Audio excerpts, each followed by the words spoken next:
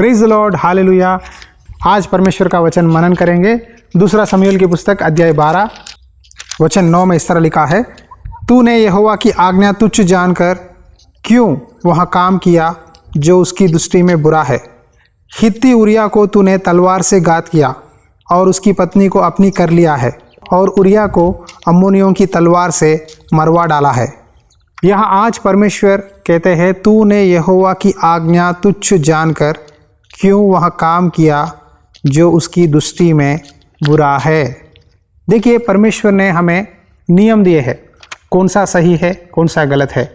परमेश्वर ने कहा तू व्यभिचार न करना, लेकिन राजा दाऊद एक दिन दोपहर के समय सोने लगा, उठकर छत पर बाहर आया, देख रहा था कि एक स्त्री नहा रही थी। तुरंत राजा ने अपने सेनापति को भेजकर पूछने लगा, वो स्त्री कौन है, उसका नाम क्या है।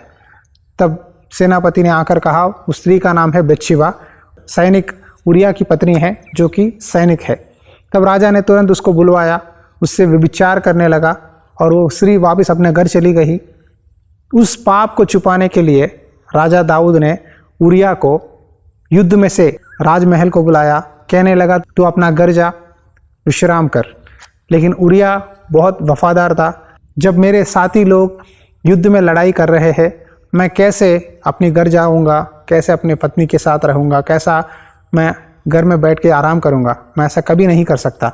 तब राजा दाऊद ने 2 दिन देखा, 3 दिन देखा, फिर भी उरिया अपना घर नहीं जा रहा है। इसीलिए दाऊद ने एक प्लान डाला, एक पत्र लिखकर उसमें योआब को देने लगा कि तू उरिया को सबसे कठिन जगह में, जहां लड़ाई होती है, उस जगह में डाल ताकि वो मर जाए। उरिया को ये बात मालूम भी नहीं था। उसने वो पत्र लेकर राजा पर विश्वास से योआब को देने लगा। योआब ने कठिन जगह पर उरिया को रखा और उरिया वहाँ अम्मोनियों की तलवार के द्वारा लड़ाई में मर गया। जब ये पूरा काम हो गया, राजा चुपचाप अपना राजमहल में रहा। तब परमेश्वर ने नातान भविष्यद्वक्ता को भेजकर परमेश्वर ने दाऊद से कहने लगे, तूने यहोवा की आज्ञा तुच्छ जानकर क्यों वह काम किया जो उसकी दृष्टि में बुरा है। परमेश्वर ने कहा, मैंने तेरा अभिषेक किया है, इजराइल का राजा ठहराया है, मैंने तुझे शाऊल के हाथ से बचाया है, मैंने तेरा स्वामी का भवन तुझे दिया है, तेरी स्वामी की पत्नियां तेरे बाग के लिए दी है, मैंने इजराइल और यहूदा का घराना तुझे दिया है, और यदि यहाँ तोड़ा था तो मैं तुझे और भी बहुत कुछ देने वाला था। परमेश्वर देखो कितने बातें बोल रहे हैं दाऊद से। मैंने तुझे अभिषेक किया है, शाऊल का घर दिया है, पत्नियां दिए हैं, पूरा इजराइल यहूदा 2 राज्यों को दिया है, और भी तू चाहे मैं तुझे देने के लिए तैयार हूँ।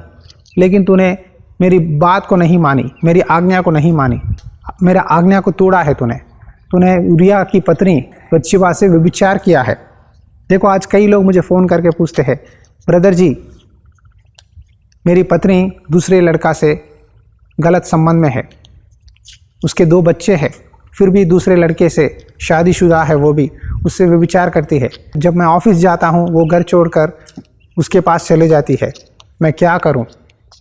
और कुछ बहनें कहते हैं, ब्रदर जी मेरा पति गलत संबंध में है, दूसरी स्त्री के साथ अपने ऑफिस में, जो कि उसका भी शादी हो गया है, उसके साथ गलत संबंध में मेरा पति है। व्यभिचार बहुत बड़ा पाप है, व्यभिचार मत करो। और कुछ लोग ऐसा कहते हैं, मेरा पति मर गया है इसीलिए मैं गलत संबंध में हूँ, क्या मैं उस व्यक्ति से शादी कर सकती हूँ। परमेश्वर ने कहा तू उसी तरह रहे, परमेश्वर को अपना प्रभु मानकर विश्वास से अपने जीवन को गुजार, विश्वास से। लेकिन आप शादी करना चाहते हैं, आप छोटे हैं उम्र में, तो शादी कर सकते हैं, लेकिन उसके अनुसार आपको तकलीफें भी होंगे, परिवार को भी देखभाल करना पड़ेगा। पति मर गया तो शादी करना है तो कर सकते हैं, लेकिन इसके पीछे बहुत तकलीफ़ों को उठाना पड़ता है। इसीलिए प्रेरित पौलुस कहता है, अगर आपका पति नहीं है तो प्रभु के लिए विश्वास योग्य जीवन जीना। शरीर व्यभिचार के लिए नहीं, लेकिन प्रभु के लिए है। इस शरीर को पवित्र बनाए रखकर प्रभु की सेवा करना हमारा फ़र्ज़ है। जब दाऊद ने बत्शेबा से पाप किया, परमेश्वर ने बहुत बड़ी सज़ा दी है। वो बच्चा जो पैदा हुआ था, बत्शेबा और दाऊद को, बच्चा मर गया था, और परमेश्वर ने कहा तूने छिपकर बत्शेबा से पाप किया है, लेकिन तेरे घर में से एक तेरे सारे पत्नियों को खुले आम इजराइलियों के बीच में सबके सामने वो भी पाप करेगा, और तेरे घर में तलवार कभी भी दूर ना होगा। क्योंकि तूने एक निर्दोष व्यक्ति को तूने मरवा डाला है अम्मोनियों की तलवार से। देखो, यहाँ दाऊद ने खुद हत्या नहीं की, लेकिन अम्मोनियों के द्वारा उसने मरवा डाला है। कभी भी आप पाप करके दूसरों पर दोष मत लगाना। दाऊद ने पाप किया और उसका सज़ा उरिया को मिला। उरिया में कोई भी गलती नहीं है, वो वफादार सैनिक था, लेकिन सज़ा उसको उठाना पड़ा। जब कोई भी पाप करते हैं, किसी को जान लेते हैं, किसी से व्यभिचार करते हैं, उसका सज़ा ज़रूर आपके बच्चों में, आपके परिवार में मिलेगा। यहाँ दाऊद को परमेश्वर ने क्षमा किया, लेकिन उसका सज़ा भी उसको भुगतना पड़ा। कई बार हम सोचते हैं कि मैं व्यभिचार किया है, मुझे माफ़ी मिली है और मुझे कोई दंड नहीं है, लेकिन आपका गलतियों के कारण आपके परिवार में, आपके बच्चों के जीवन बर्बाद हो सकती है। इसीलिए अपना शरीर को पवित्र रखकर परमेश्वर की इच्छा के अनुसार चलो, पाप मत करो, पवित्र जीवन बिताओ। परमेश्वर ने शरीर दिया है ताकि हम पवित्र रहे और उसकी सेवा करें, ना कि व्यभिचार के लिए। हालेलुया। आंखें बंद करिए, छोटी सी प्रार्थना करता हूँ। दयालु परमेश्वर, हम तेरी आज्ञा मानने के लिए सहायता कर, हमारे काम तेरे नज़र में पवित्र रहने के लिए सहायता कर। व्यभिचार की पाप से जितने लोग पीड़ित हैं उनको बचा परमेश्वर। पवित्र जीवन जीकर तेरी नाम की महिमा के लिए विश्वास से अपना शरीर, तन, मन को पवित्र रखने के लिए सहायता कर। यीशु मसीह नाम पे विनती करता हूँ पिता, आमीन। Praise the Lord. परमेश्वर प्रेरणा दे। मंदिर की सेवकाई में भेंट भेजिए ताकि परमेश्वर आपको बहुत ऐसे आशीष दे। God bless you.